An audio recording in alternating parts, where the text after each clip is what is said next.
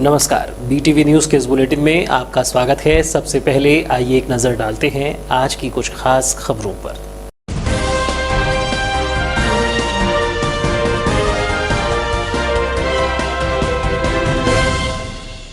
इबादत के साथ मनाया जाएगा मुहर्रम। मस्जिदों में पढ़ी गई यौम आशुरा की नमाज। उर्स मुबारक के मौके पर निकला संदल। आमजनों ने किया ताज़िए का दीदार। हक्कू शाह बाबा दरबार में की चादर पोशी। जिला अस्पताल की अव्यवस्थाओं पर जताया विरोध। आशा कार्यकर्ताओं ने ट्रामा सेंटर में किया हंगामा। अव्यवस्थाएं नहीं सुधरी तो होगा आंदोलन। प्रसूताओं को लेकर जिला अस्पताल पहुंचती हैं आशा कार्यकर्ता। रक्तदान कर मनाई गई राजीव गांधी जयंती। युवा कांग्रेसियों ने किया रक्तदान। सेवाभावी कार्यों को जारी रखने का लिया संकल्प। पूर्व प्रधानमंत्री राजीव गांधी की बताई प्रेरणा। युवाओं जरूरतमंदों को रक्त उपलब्ध कराने का प्रयास।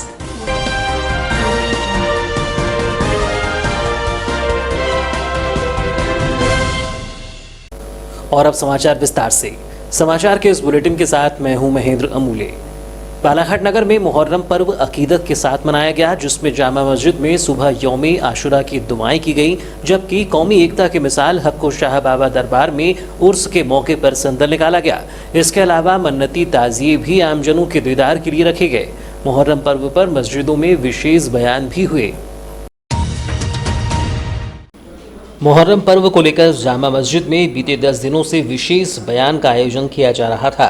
10वीं मुहर्रम शुक्रवार को इस बयान का अंतिम दिन रहा, जहां मुस्लिम धर्म गुरुओं की मौजूदगी में करबला और शहादत का पैगाम दिया गया।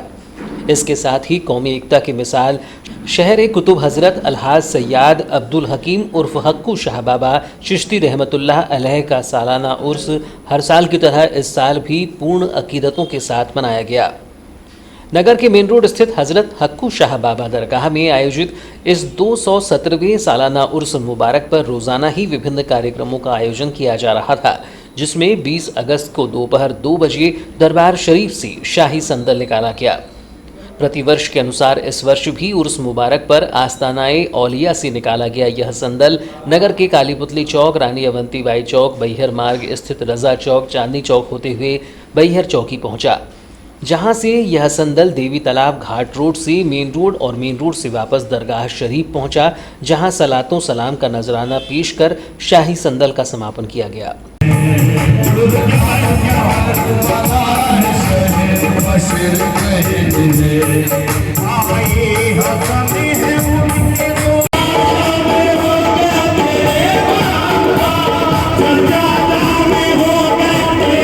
उर्स मुबारक पर निकाले गए इस शाही संदल में वार्ड नंबर 10 इमामबाड़े से अलम संदल और अखाड़ा शामिल हुआ। वहीं भरवेली व शहर के अन्य जगहों से आए संदल भी शाही संदल में शामिल होकर शहर का गश्त करते हुए दरबार पहुंचे। इसके अलावा शाही संदल का जगह जगह मुस्लिम बंधुओं द्वारा स्वागत किया गया, जहां शाही संदल के समापन के बाद बाबा के चाहने वालों ने आस्तानाए औलिया में अकीदतों के फूल और चादर पेश कर जिला सहित संपूर्ण मुल्क के लिए अमन, चैन, शांति, आपसी भाईचारे और देश की अखंडता की दुआएं मांगी। वहीं रात्रि 9 बजे शमाई महफिल का आयोजन किया गया। बताया जा रहा है कि हक्कू शाह बाबा के इस सालाना उर्स के मौके पर 21 अगस्त दिन शनिवार को लंगर आम का आयोजन किया जाएगा। वहीं 22 अगस्त को महफिल रंग और कुल शरीफ का फातिहा कर उर्स मुबारक का समापन किया जाएगा।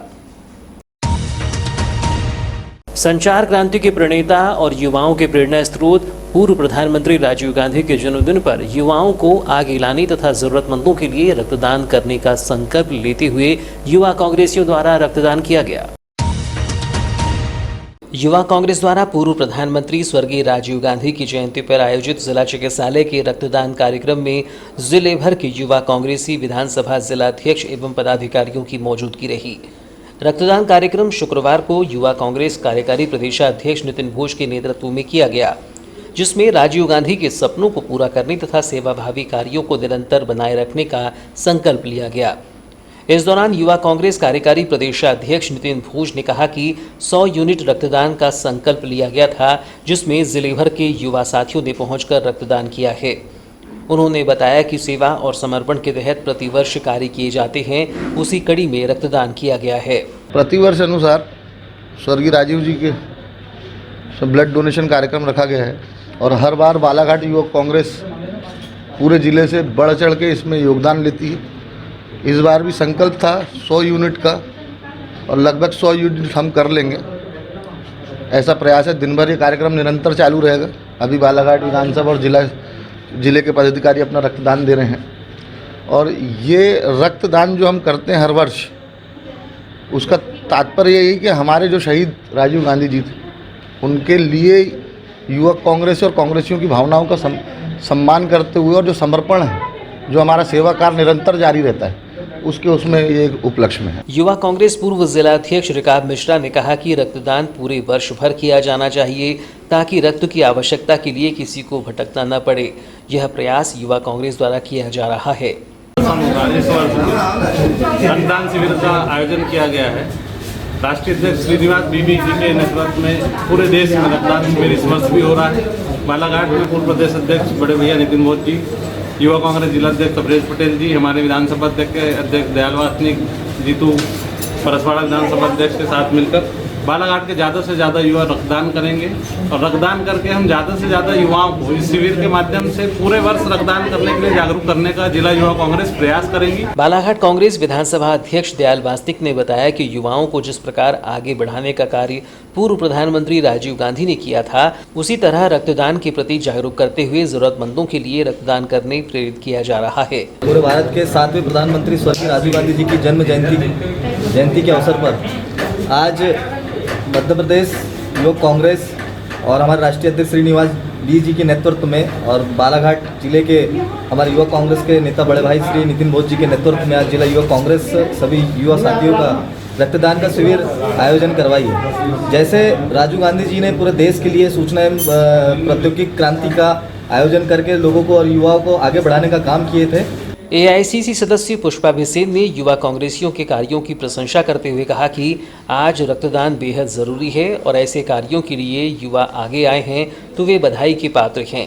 आज हमारे पूर्व प्रधानमंत्री युवा स्वर्गीय श्री राजीव गांधी जी की जयंती के अवसर पर युवा कांग्रेस के तत्वाधान में ब्लड डोनेट किया जा रहा है और जैसा कि राजीव गांधी जी के बारे में तो सारा देश जानता है कि किस तरह से उन्होंने संचार क्रांति को आगे लाया था और कंप्यूटर युग की एक शुरुआत की थी।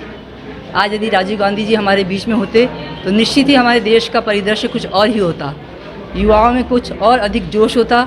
युवाओं की आज जो दशा है वह दशा आज नहीं हो इस तरह की नहीं होती। मैं समझती हूँ कि राजीव गांधी जी आज हमारे बीच नहीं है, लेकिन उनके प्रेरणा और उन्होंने जो मार्गदर्शन दिया इस देश को, उसके कारण ही हमारा देश आज इतना तरक्की कर रहा है। प्रसूताओं को लेकर जिला अस्पताल पहुंचने वाली आशा कार्यकर्ताओं ने इलाज सही समय पर न कराए जाने को लेकर ट्रामा सेंटर में जमकर हंगामा किया। उनका कहना था कि आशा कार्यकर्ताओं को लंबे समय तक रोके रखा जाता है और अगर जच्चा बच्चा किसी की मृत्यु हो जाती है तो आशा कार्यकर्ताओं को आक्रोश भी झेलना पड़ता है।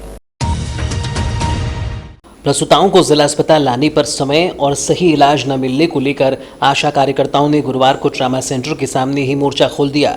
उनका कहना था कि जिला अस्पताल में लाने के बाद अस्पताल प्रबंधन द्वारा लापरवाही बरती जाती है। कई दिनों तक आशा कार्यकर्ताओं को रोक कर रखा जाता है और फिर अगर इलाज के दौरान जच्चा बच्चा किसी की मौत हो जाती है तो इसका भी विरोध आशा कार्यकर्ताओं को झेलना पड़ता है। अस्पताल की व्यवस्थाओं में सुधार को लेकर आशा कार्यकर्ताओं ने एकजुट होकर मांग रखी। इस संबंध में आशा कार्यकर्ता जिला अध्यक्ष गीता कटरी ने कहा कि अस्पताल की व्यवस्थाएं ठीक करने की जरूरत है। कई तरह से मरीज और परिजनों को परेशानी उठानी पड़ती है। सरकारी अस्पताल से प्राइवेट में डिलीवरी करवाने का दबाव बनाया जाता है।